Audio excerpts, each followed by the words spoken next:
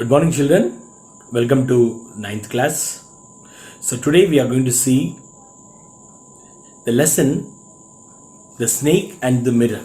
So before going to that lesson, the theme of this unit is humor. Humor in the sense, a kind of comedy where you'll get a smile on your face or sometimes you may laugh. Okay? So you may see a picture over there which shows a lion is looking into the well and saw its reflection. You know the story, right? So you know very well what happened next. Okay, so now we shall get into the lesson, which is called as The Snake and the Mirror. Okay, so let me read the lesson. You all open your textbooks. If you don't have a textbook, you can also open your e-textbook and listen to it and listen to the lesson, and at the same time you can see the textbook also. Okay, you can split the screen and you can see the text and as well as the video. Or else if you have the textbook, you can just put it aside and look into the text when I read the paragraphs. Has a snake ever coiled itself around any part of your body? A full-blooded cobra. So the lesson starts with a question. That has a snake ever coiled itself around any part of your body?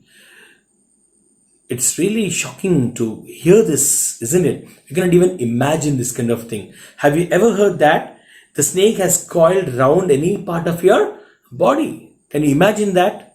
No. And that too, it's not a non-poisonous snake at all. It is a full-blooded cobra. It's a strong cobra. So have you ever thought of that? And all of us fell silent. That means somebody is telling this to the people who are there, or maybe a small group. So everybody they fell silent because they never imagined a snake coiling around their body. The question came from a homeopath.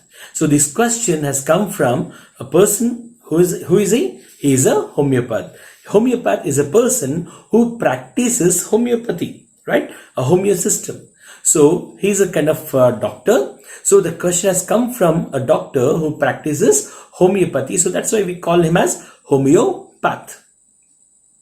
The topic came up when we were discussing snakes. We listened attentively as the doctor continued with the tale. So actually these people were discussing about the snakes. So as they were discussing about the snakes, suddenly the narrator here, the homeopath, asked them a question: has a snake ever coiled itself around your body? So everybody fell silent. Now he said that I know a tale, I know a story, so let me go ahead with my story. So here the tale in the sense, the story, tale here exactly means which we cannot believe.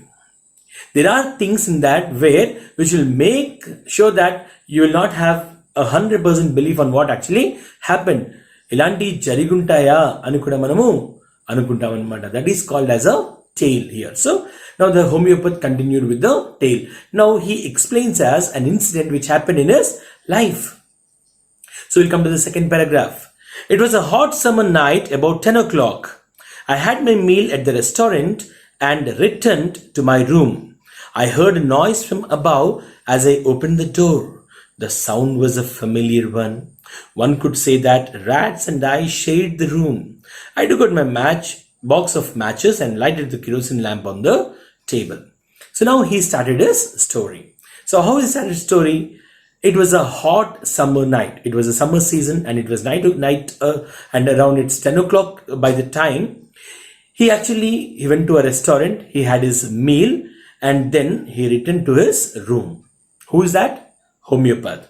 And when he opened the door, he heard some noise, and that noise was very much familiar to him. It was very easy to recognize because he hears that kind of noise every day.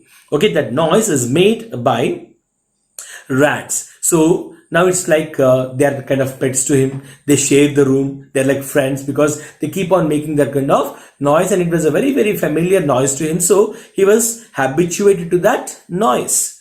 So then when he came to the house, into the room, he took the matchboxes, he lighted the kerosene lamp which is on the table. Maybe at the time there's no power supply. Maybe the house was not electrified, so he had a kerosene lamp on the table, so he lit the kerosene lamp and there was a bit of good light in the room. So did you understand the two paragraphs? Okay. So now we'll continue with the next paragraph. The house was not electrified. Yeah, see here, the house was not at all electrified. There was no current. There was no current system, electric system to the house. It was a small rented room. So it was not a house like with many rooms. It was a single room which is not electrified, and also homeopath has taken that room for rent. Why a doctor is staying in a rented small room, we'll see that now. I had just set up medical practice and my earnings were meager. I had about 60 rupees in my suitcase along with some shirts and dhotis. I also possessed one solitary black coat which I was then wearing. So the house was not electrified, it was a small rented room, okay, because this doctor has set up his medical practice, okay, and it was the beginning of his practice, so the earning was really very meager, very little, very small earnings were there. Hardly he has 60 rupees at the time in his suitcase, and he has some shirts and some dhotis with him, okay, and also he had a single, only one, that is single solitary black coat, which usually is worn by doctors at that particular time. So which he was wearing at the time. He was also wearing that because he was a doctor. He has gone out to visit some persons, maybe some patients, so he has to put on his black coat, and when he came back, it was a coat which is on his body, okay, and then what he did is he took off his black coat, white shirt and not so white vest and hung them up. He took his black coat and then there was a white shirt inside. He even removed his white shirt and there was a vest inside. Vest in the sense which is used to cover the inner part of the body, especially the chest region. So now he removed that one. Okay, so that will be with sleeves and all. In usually call it as a banyan, right? So he took off that banyan, and that vest was not that wide. It was a bit dirty. So he removed them and he hung them on the hanger. Okay, it was an outer room. Now he describes us about the room. It was an outer room with one wall facing the open yard. It has a tiled roof with long supporting gables and that rested on the beam over the wall. There was no ceiling. There was a regular traffic of rats to and from the beam. I made my bed and pulled it close to the wall. I lay down, but I could not sleep. I got up and went out to the veranda for a little air, but the wind god seemed to have taken time off. So, this room, it's a single room. It has only one door and one particular window. And that room is also, if you go out from the room, you can go into the open courtyard. Okay. And then it was a tiled roof. And there were some gambles, like so some long sticks or some long rod-like structures. So that the roof will be supported on that, and there was some wooden beams like that where there was a regular traffic of rats because they keep on moving from this side to that side and that side to this side. So they make noise, and this noise was actually familiar to our homeopath. That's why when he entered the room, there was a regular noise of the rat, and that's why he said that me and rats shade the room. So, and there was no ceiling at all, okay, and so what he did, he pulled his bed to the wall and then he slept there, and he slept, but it was summer, isn't it, and it was 10 o'clock in the night, and he just came out from outside, so he couldn't get sleep. He was not able to fall asleep, so he got up, he got into the veranda for a little air. But even, the wind god was also not showing any kind of concern on him. There was no wind at all. So there was no wind, there was no air. So that's why he just stood some time over there, and then he came back to the room and he sat down on the chair. And then he saw his box. He opened the box beneath the table and took a book from the box. And the name of the book is the Materia Medica. The Materia Medica. He sat on the table, he opened the table, and there was kerosene lamp which he has already lit, and exactly to the place where he was sitting, exactly opposite to him, there was a big mirror. There was a big mirror, and there was a comb, a small comb, which is laying beside the mirror. Okay, so he sat on the table. Exactly opposite to him, there was a mirror, and there was a comb, a small comb aside the mirror. So now he sat there to read a book called as the Materia Medica. Okay, so when you see the mirror, naturally, what is your feeling? So when you look at the mirror, what do you feel? You feel you'll get tempted. No, you'll not be able to resist yourself. And you want to look into the mirror and just see your face. Like, no, you want to check whether you're beautiful or not, you're handsome or not. So that is what every time when you look at the mirror, you usually do it. So one feels tempted to look into a mirror when it is near, and now the mirror is very much near to him.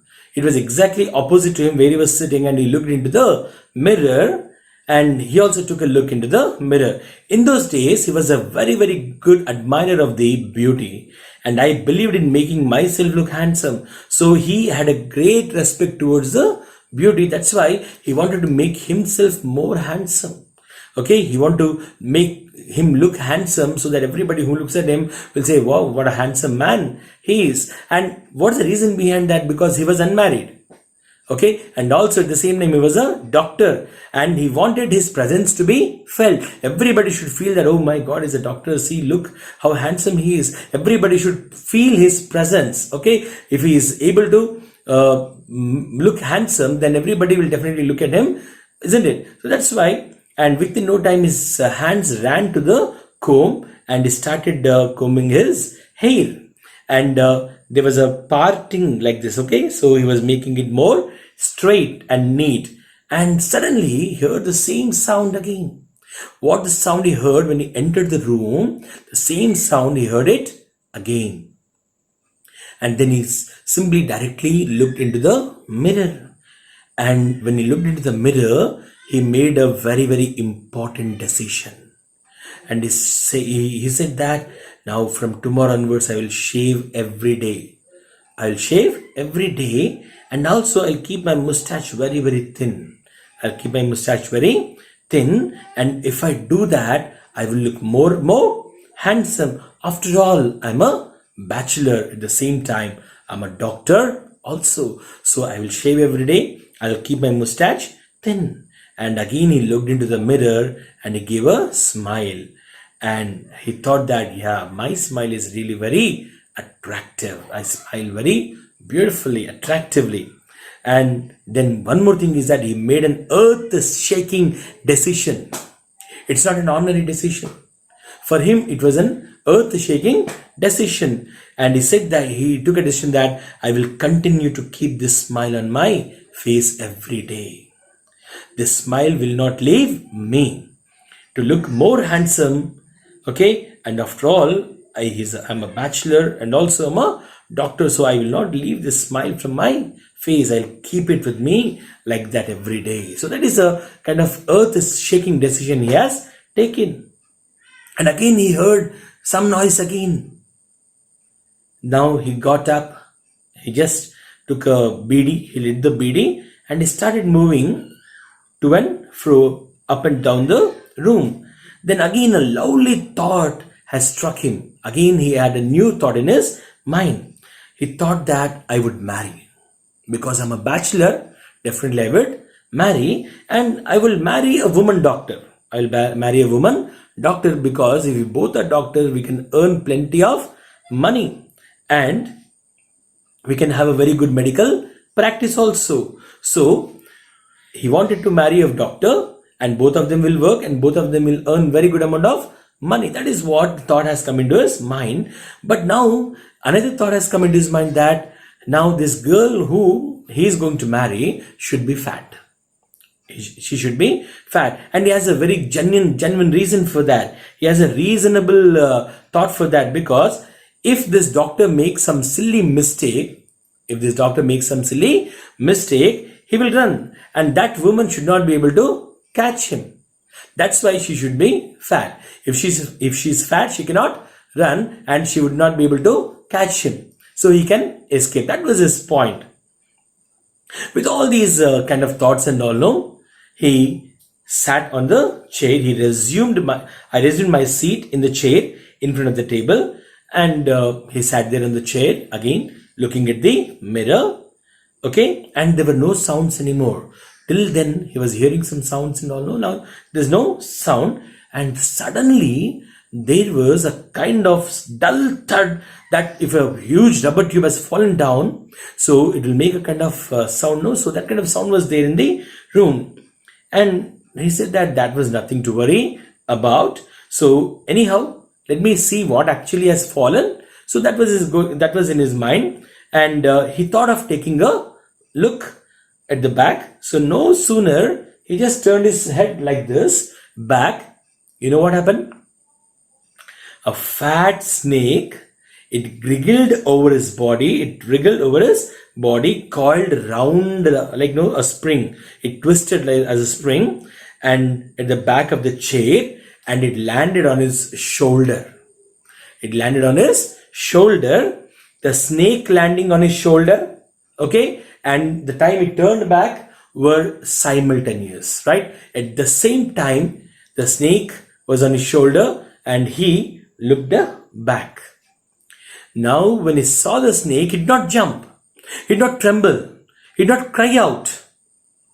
What he did? We'll see this tomorrow. Until then, see you all. Take care. Bye.